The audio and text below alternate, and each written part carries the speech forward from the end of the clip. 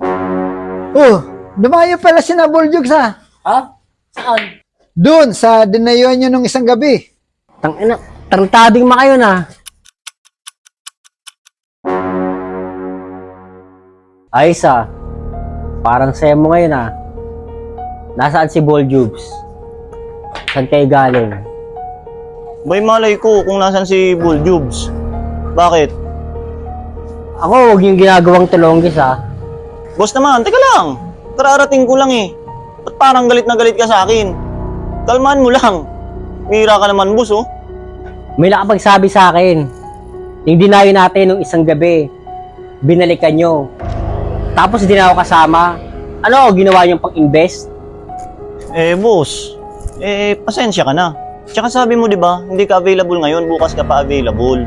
Tsaka, nung dumayo tayo, di ba, naubusan ka rin. Kaya ang nasa isip ko ngayon, wala ka pa ring pera. Tsaka, boss, napilit lang ako nun ni Buljubs kasi ang sabi niya sa akin, pre, halika na, balikan na natin kaagad yun. Kasi pag hindi natin yun binalikan kaagad, baka makilala ako. O di na tayo makakabawi. Yun yung sabi sa akin ni Buljubs, pinilit lang ako noon. Tsaka tinatawagan ka naman namin eh. Unattended talaga eh. Pasensya ka na. Tarantado pala kayo eh. Teka lang boss, huwag kang maghurumentado. Kung gusto mo, babalatuan na lang kita. Tangina mo, umalis ka rito. Tatamaan ka sa akin. Okay, sige. Pasensya ka na.